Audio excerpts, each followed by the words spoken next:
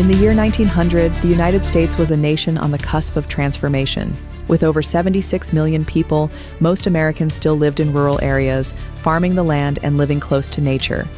Life was often hard. Families worked from dawn to dusk. The majority lived without electricity, running water, or modern appliances. In towns, streets bustled with horse-drawn carriages and bicycles. The sound of steam whistles filled the air as factories powered the industrial age. The Industrial Revolution was reshaping the workforce. Millions moved to cities to work in textile mills, steel plants, and railroads. Children and adults alike labored long hours in often dangerous conditions. America's identity was changing. Waves of immigrants arrived from Europe seeking opportunity, freedom, and a new start. They brought culture, language, and dreams. Education became a growing priority.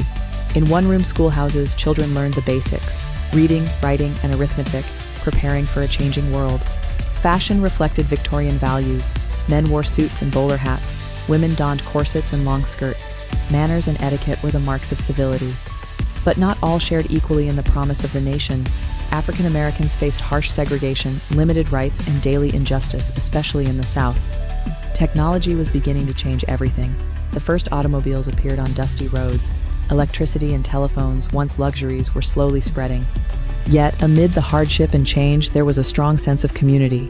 Families shared meals, stories, and traditions passed down through generations.